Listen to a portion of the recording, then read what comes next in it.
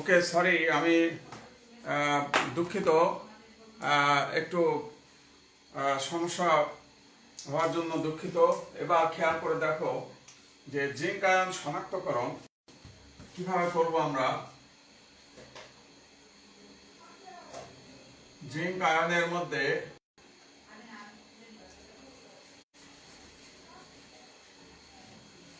Potassium ferrocyanide যদি আমরা যোগ করি, যোগ করলে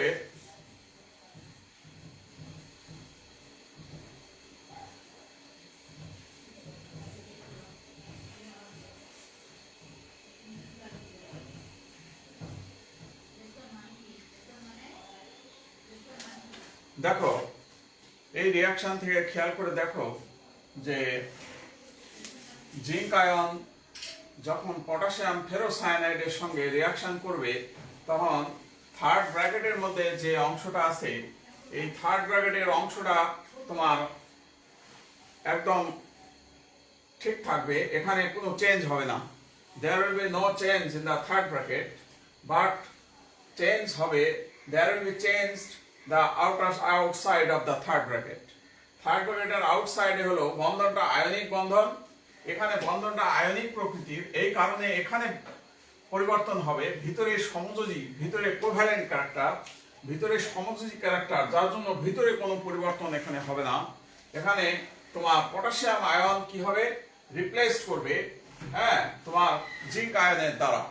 জিঙ্ক আয়ন যখন পটাশিয়াম আয়নকে রিপ্লেস করে দিবে, সরে দিবে, প্রতিস্থাপন করবে, তখন এখানে জিঙ্ক বসে যাবে। ভালো করে দেখো, চারটা পটাশিয়ামের চার্জ কত? 4+। একটা পটাশিয়ামের, আমরা জানি একটা পটাশিয়ামের চার্জ হলো +1, তাহলে চারটা পটাশিয়ামের চার্জ কত হবে? চারটা পটাশিয়ামের চার্জ হবে 4+। তো 4+, এই যে 4+ আর জিঙ্ক হলো 2+, তো 2+ যখন পটাশিয়াম আয়নের জায়গাটা দখল করবে, দখল করলে দুইটা জিঙ্ক দখল করবে।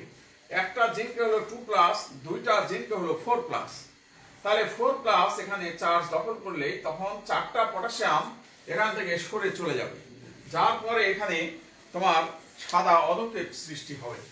এই সাদা অধক্ষেপ সৃষ্টি হলেই আমরা বুঝবো যে এটা জিঙ্ক আয়ন উপস্থিত আছে। এছাড়া জিঙ্ক আয়ন অন্যভাবে টেস্ট করা যায়। এটা হলো কেস 1, এটা হলো কেস 1। এবার কেস 2 অন্যভাবে শনাক্ত করা যায়। ধরা যাক জিঙ্ক একটা লবণ আছে, জিঙ্ক ক্লোরাইড একটা লবণ। এই লবণের মধ্যে যদি আমরা সোডিয়াম হাইড্রোক্সাইড যোগ করি, যোগ করলে প্রথমে জিঙ্ক হাইড্রোক্সাইডের সাদা অধক্ষেপ পড়বে, জিঙ্ক হাইড্রোক্সাইডের সাদা অধক্ষেপ পড়বে, এটার সঙ্গে তোমার সোডিয়াম ক্লোরাইড স্বাভাবিকভাবেই তৈরি হবে। এখন এই জিঙ্ক হাইড্রোক্সাইডের মধ্যে যদি সোডিয়াম হাইড্রোক্সাইডটা অতিরিক্ত থাকে, এটা অতিরিক্ত সোডিয়াম হাইড্রোক্সাইড যখন আসলে রিয়াকশন করলে সোডিয়াম জিঙ্কেট তৈরি হবে। সোডিয়াম জিঙ্কেট প্লাস পানি তৈরি করবে। সোডিয়াম জিঙ্কেটটা হলো দ্রবণীয়। এরপর সোডিয়াম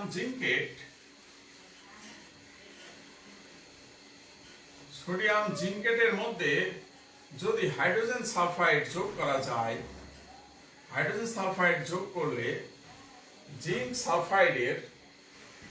সালফাইডের সাদা অধক্ষেপ পড়বে, প্লাস তোমার জিঙ্ক সালফাইড অধক্ষেপ পড়বে, এর সাথে সোডিয়াম হাইড্রোক্সাইড তৈরি হবে।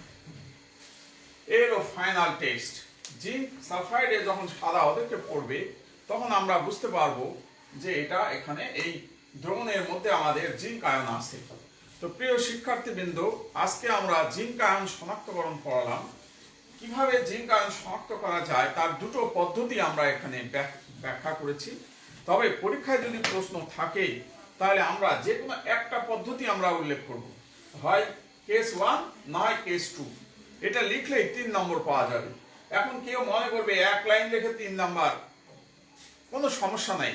এটা 1 লাইন হোক, 3 লাইন হোক, সঠিক টেস্ট যদি কেউ লিখতে পারে তাহলে আমরা তাকে 3 নম্বর দিয়ে দেব। তো প্রিয় শিক্ষার্থীবৃন্দ, তোমরা বিক্রিয়াগুলো ভালোভাবে দেখে নাও এবং বিক্রিয়াগুলো উঠিয়ে নাও। আমি তোমাদের মন্তব্যগুলো দেখি একটু। হ্যাঁ, তোমাদের মোটামুটি সব ঠিক আছে, লেখা দেখা যাচ্ছে। প্রিয় শিক্ষার্থীবৃন্দ, তোমাদের আমি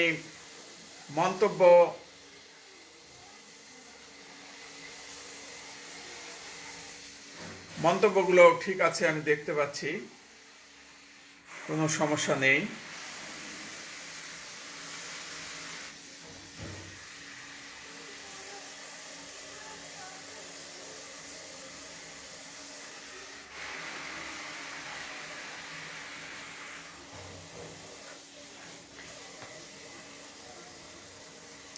ক্যামেরায় ফোকাস প্রবলেম বলছে। আমি যথেষ্ট চেষ্টা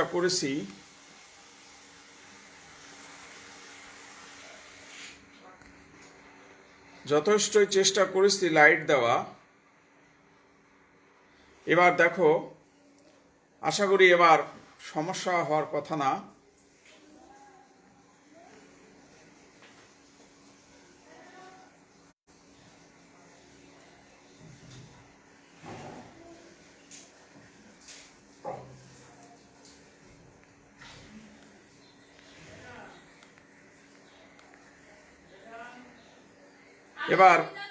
এবার আশা করি ওকে আছে। এবার তোমরা এবার ওকে, জয় বড়ুয়া দিয়েছে ওকে, সবাই দিয়েছে ওকে।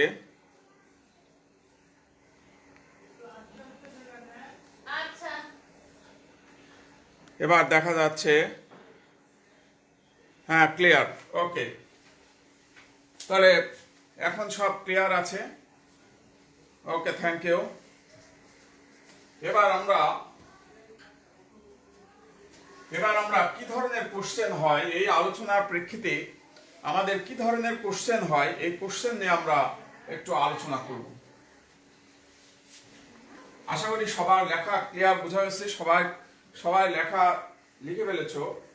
এখন দেখো,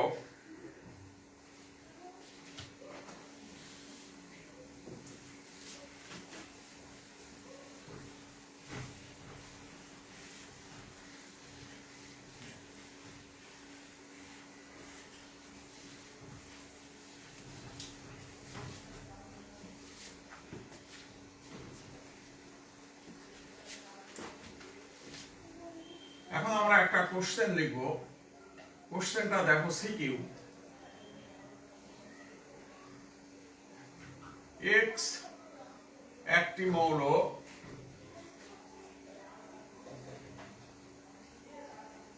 যার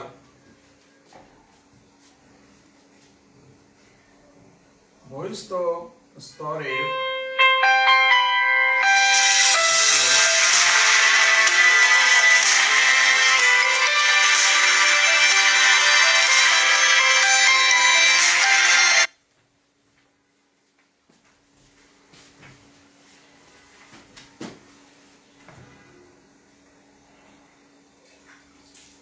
ইলেকট্রনের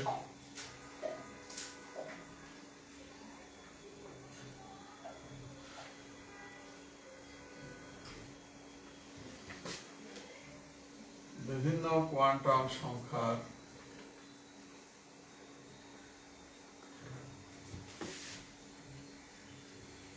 মান,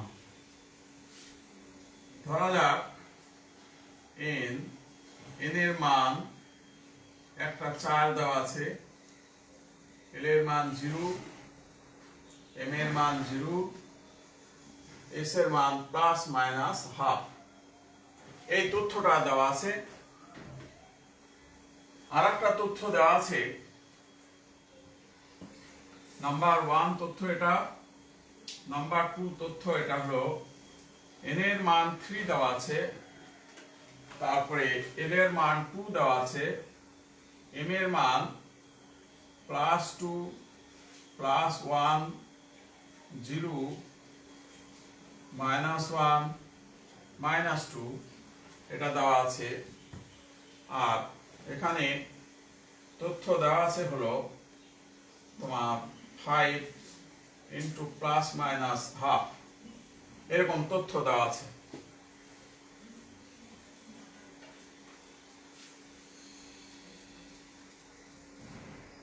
এরকম তথ্য দেওয়া আছে। এই তথ্য দিয়ে এবার বলা আছে যে এক্স মৌলটি, এক্স আয়ন, প্রশ্ন হলো এক্স 2+ আয়ন কিভাবে শনাক্ত করবে।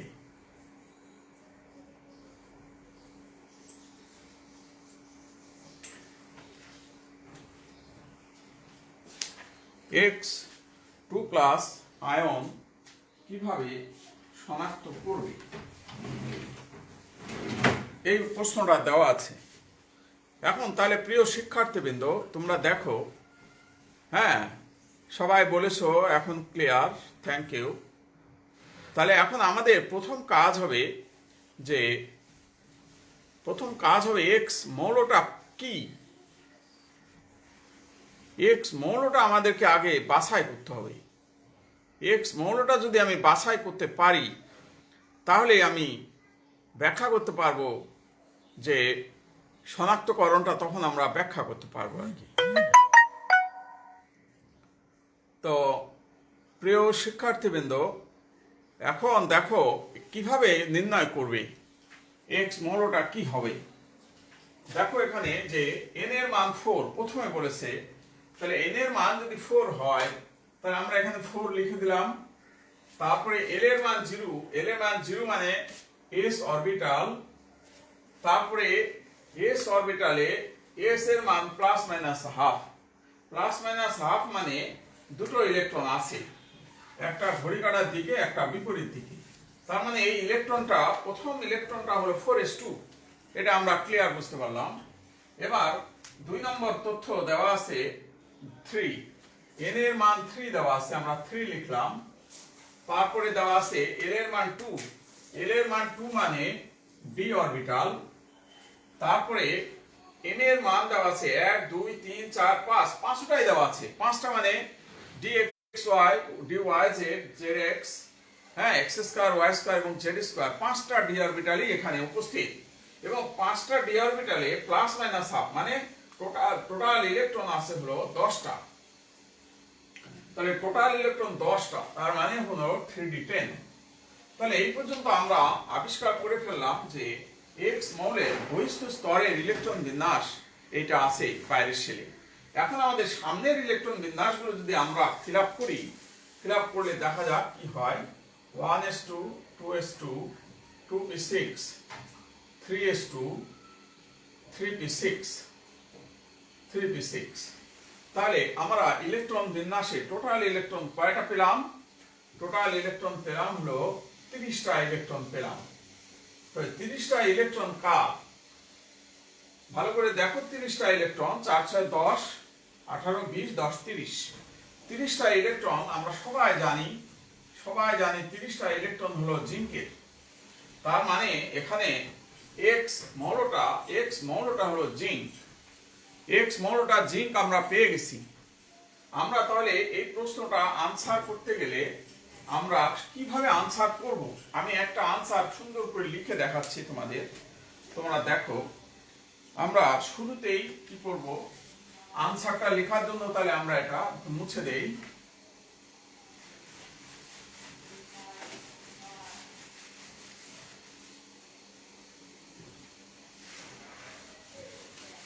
আমরা লেখাটা শুরু করব যে এক্স মৌলের বহিস্থ স্তরের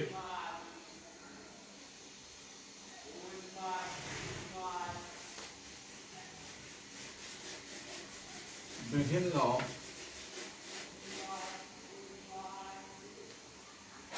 কোয়ান্টাম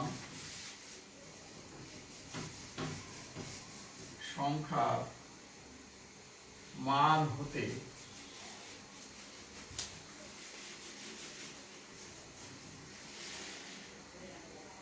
নিশ্চিত হওয়া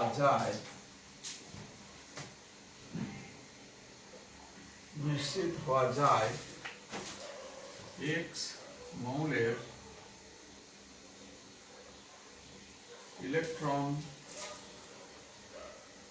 বিন্যাস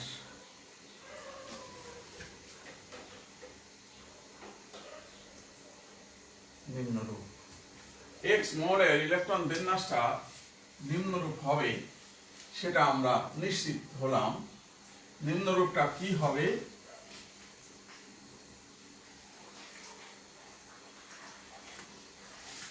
নিম্নরূপটা হবে 1s2 2s2 2p6 3s2 3p6 4s2 3d10।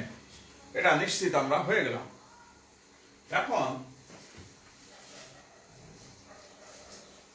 X electron বিন্যাস হতে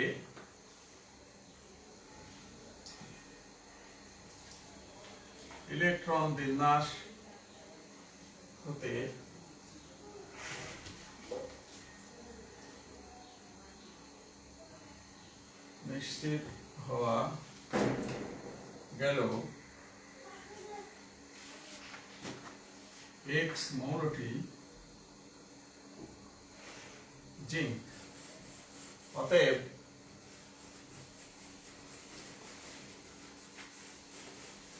এক্স মৌলের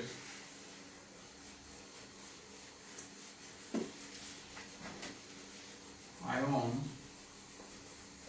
হবে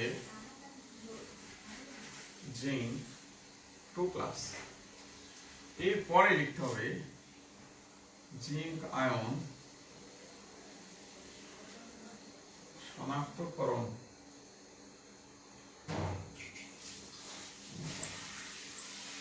তারপরে তোমার বিক্রিয়া লিখতে হবে zinc ion plus potassium ferrocyanide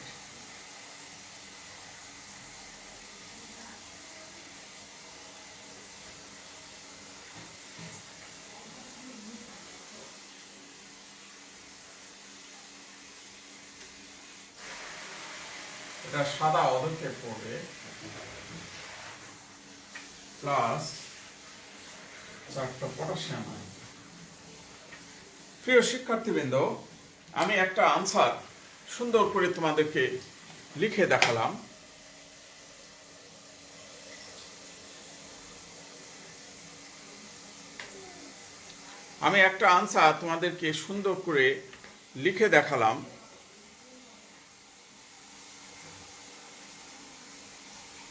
এখানে একজন প্রশ্ন করছে, আলিফা ইদ্রিস, যে 4s2 আগে লিখলে হয় না? হবে, 4s2 আগে লিখলেও হবে, 3d10 যদি আগে লেখো তাও হবে,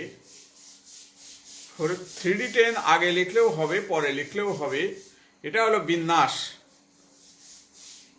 এখানে আরেকজন বলেছে সাবিকুন নাহার, যে কথাগুলো বুঝেছে সে।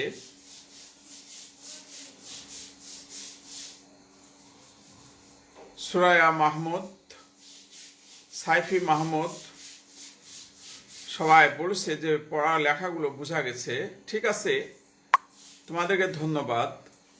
এভাবেই আমরা আনসারটা এইভাবে করতে পারি আর কি। এখন এখানে 3d10 যদি ভিতরে লিখি, 4s2 বাইরে লিখি, তাতেও কোনো সমস্যা নাই। এখানে ইলেকট্রন বিন্যাসটা যেভাবে লেখা আছে, এটা হলো আব্বা ও নীতি অনুসারে লেখা আছে। হ্যাঁ, এগুলো সব আব্বা ও নীতি অনুসারে লেখা আছে। অতএব আব্বা নীতি অনুসারে তোমরা লিখলেই বেটার। কেউ যদি লিখতে চায় হ্যাঁ সাজিয়ে, সেটাও লিখতে পারে, তাতেও কোনো সমস্যা নাই। অতএব আশা করি তোমরা আলোচনাটা বুঝতে পারছো এখন। এরপরে আমরা যে বিষয়টা নিয়ে আমরা আলোচনায় যাব, সেটা হলো অন্য আর একটা মৌল শনাক্তকরণ নিয়ে আমরা কথা বলবো। এখন এই কোশ্চেনটা, আমরা যে কোশ্চেনটা সেট করেছিলাম, এই কোশ্চেনটা আরো অন্যভাবে হতে পারে। হ্যাঁ, আরো অন্যভাবে কিভাবে হতে পারে সেটাও আমরা দেখাবো। গত ক্লাসে আমরা দেখিয়েছি, আজকে আমি সবগুলোই আরেকবার করে দেখায় দিচ্ছি।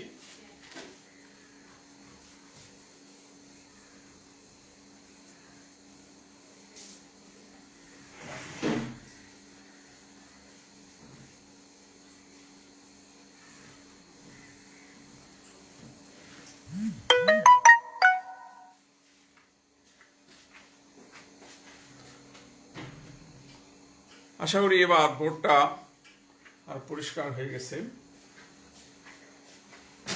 এখন আমরা দেখো, এরকম প্রশ্ন থাকতে পারে, মৌল ধরো বললো এক্স, পর্যায়গত অবস্থান বললো 4, শ্রেণীগত অবস্থান বললো 12। হ্যাঁ, হয়তো আরো তথ্য দিতে পারে, এরকম প্রোটন সংখ্যা তথ্য দিতে পারে 30। হ্যাঁ, এরকম ভাবে তথ্যগুলো দিতে পারে। তাহলে এই তথ্য দিয়ে তোমাকে প্রোটন সংখ্যা দিলে আর এগুলা দিবে না, এগুলা দিলে প্রোটন সংখ্যা দিবে না, যে কোনো একটা তথ্য দিয়ে আমাদেরকে প্রশ্নটা করবে আর কি।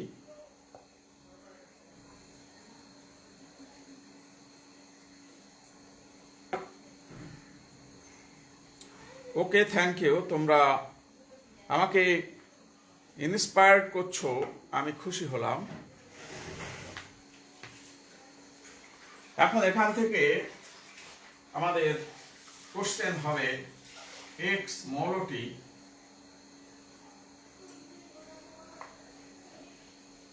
কিভাবে শনাক্ত করবে। এইভাবে সৃজনশীল প্রশ্ন হয়, সৃজনশীল প্রশ্নগুলো এভাবে হয় আর কি।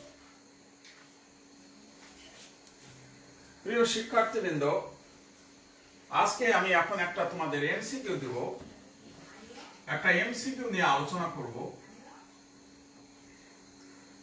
লবণ দ্রবণে একটা এমসিকিউ, লবণ দ্রবণে K4FeCN6 চালনা করলে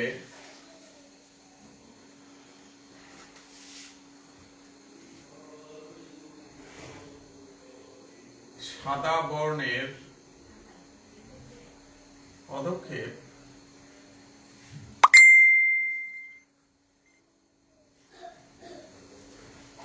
তৈরি হয়।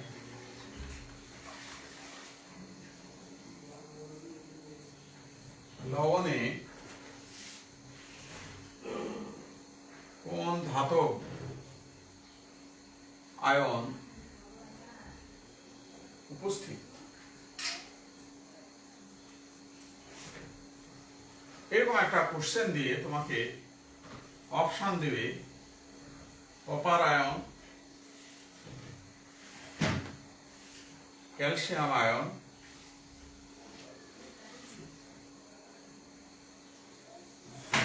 কার্বনেট আয়ন,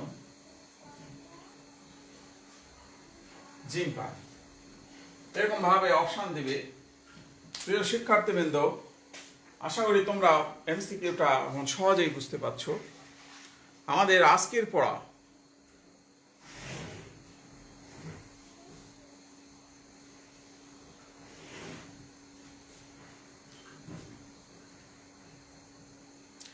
আনসার দিয়ে দিয়েছে সাবিকুন নাহার, রাফা খান, শাহরিয়ার তাহমিদ জিসান, সবাই অলরেডি আনসার প্রেস করে ফেলেছে। আরিফা আঞ্জুম, জয় বড়ুয়া, অরণ্য সাহা, আলিফা আদ্রিস, তোমরা সবাই মোটামুটিভাবে তোমাদের আনসার সঠিক হয়েছে। সাকিব আহমেদ, ওকে, থ্যাংক ইউ। শাহরিয়ার হোসেন হৃদয়, হ্যাঁ, তোমাদের সকলের তোমরা বুঝতে পেরেছো এইভাবে আমাদের এমসিকিউ এবং সিকিউ হবে। তোমরা আশা করি পারবে।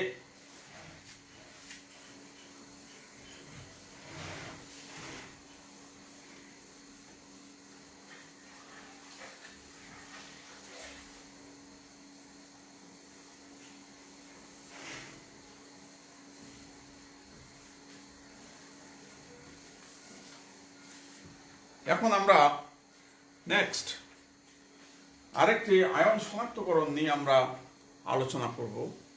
এবার আমি প্রশ্ন দিয়ে তোমাদেরকে আয়ন শনাক্তকরণ করতে চাই। হ্যাঁ, আমি সরাসরি এবার প্রশ্ন দিব। সাবিকুন নাহার বলেছেন যে ইনশাল্লাহ পারবো। ঠিক আছে, থ্যাংক ইউ।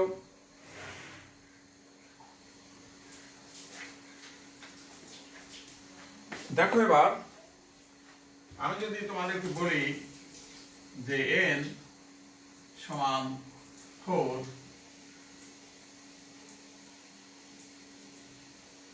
l সমান 0, m সমান 0, s সমান প্লাস মাইনাস হাফ, এবং মৌলটা হলো ধরা যাক এ মৌল। এই মৌলের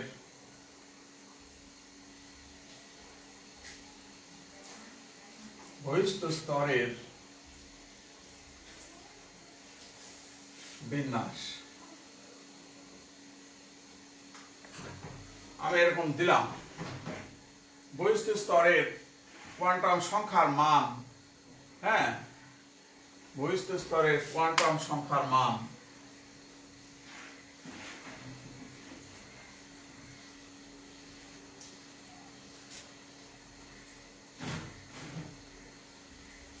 এটা দেওয়া আছে।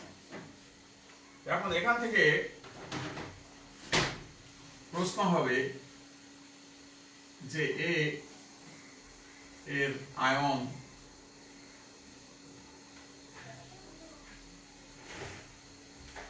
কিভাবে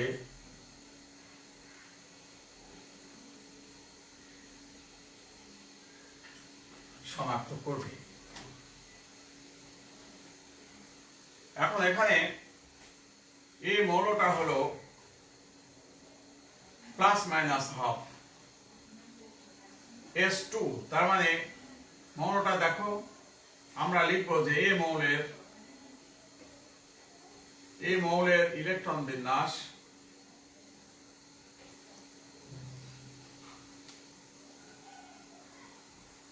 বিন্যাসটা কি হবে? বাইরের শেলে আছে হলো 4, এখানে n এর মান 4, l এর মান 0 মানে s, আর s এর মান প্লাস মাইনাস হাফ মানে 2, 4s2। তাহলে আমাদের ইলেকট্রন বিন্যাস কি হয়ে যাচ্ছে? 1s2, 2s2, 2p6, 3s2, 3p6, 4s2। এই ইলেকট্রন বিন্যাসে আমরা দেখতে পাচ্ছি টোটাল ইলেকট্রন হচ্ছে 20টা। Total electron 20টা। অতএব এই মৌলটি হলো ক্যালসিয়াম। এখন আমরা এই মৌলের আয়ন কি হবে? আমরা সবাই জানি এই মৌলের আয়ন ক্যালসিয়াম 2+, কারণ এটা 2 নম্বর গ্রুপের মৌল। বাইরের শেলে 2টা ইলেকট্রন, এজন্য এটা 2 নম্বর গ্রুপের মৌল। 2 নম্বর গ্রুপের মৌলের যোজনী সবসময় 2 হয়।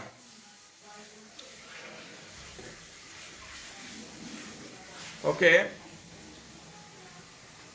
সবাই সঠিক বলেছো। এখন মৌলটা ক্যালসিয়াম আয়ন কিভাবে শনাক্ত করবে? ক্যালসিয়াম আয়ন শনাক্তকরণের জন্য আমাদেরকে অ্যামোনিয়াম অক্সালেট নামের একটা যৌগ, এটা হলো অক্সালিক অ্যাসিড, সেখান থেকে অ্যামোনিয়াম অক্সালেট, এই যৌগটার নাম হলো অ্যামোনিয়াম অক্সালেট। আমরা লিখে দিই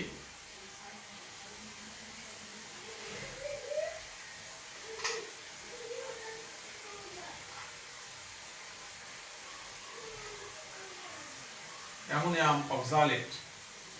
অ্যামোনিয়াম অক্সালেট যখন আমরা চালনা করব ক্যালসিয়াম আয়ন দ্রবণে,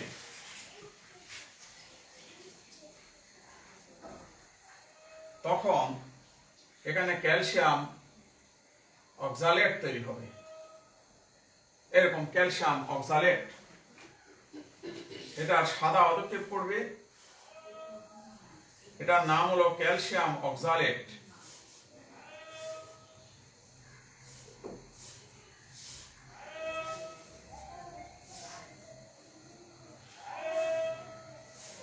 এই সঙ্গে প্লাস অ্যামোনিয়াম আয়ন তৈরি হবে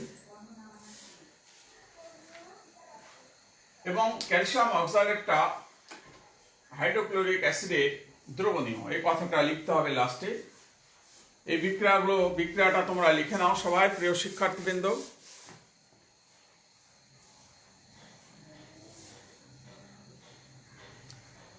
আলিফা ইদ্রিস লিখেছে, স্যার ইজি মনে হচ্ছে কোয়ান্টাম সংখ্যা, আগে কোয়ান্টাম সংখ্যা পারতাম না, মনে হয়তো অনেক টাফ।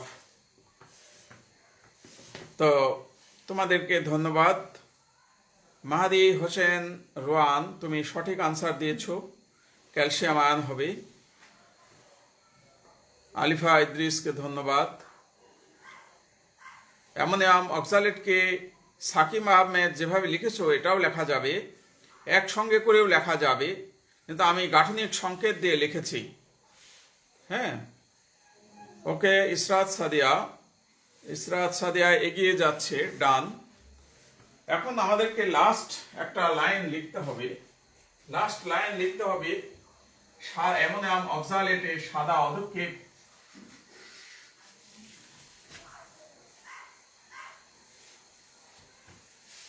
লাস্ট এই লাইনটা লিখতে হবে, অ্যামোনিয়াম অক্সালেটের সাদা পদক্ষেপ এই সেলে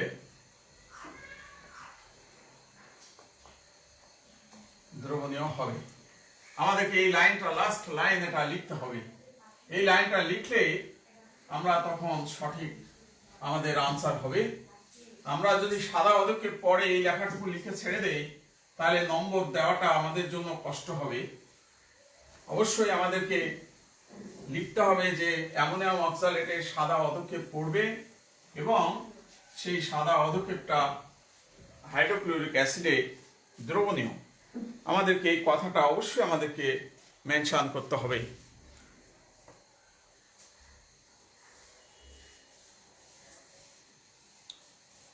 ওকে, থ্যাংক ইউ, তোমাদেরকে ধন্যবাদ সবাই। মাহাদি হোসেন রুয়ান বলেছ ইউটিউবে ক্লাস নিলে ভালো হবে। ইউটিউবে এখন ক্লাস আমরা আপাতত নিচ্ছি না, পরে দেখব। তোমরা টোটালি ক্লিয়ার তোমাদের কাছে? তোমরা তাহলে একটা HW তোমরা পড়াশোনা করবে। HW তোমাদেরকে দেই, অ্যালুমিনিয়াম আয়ন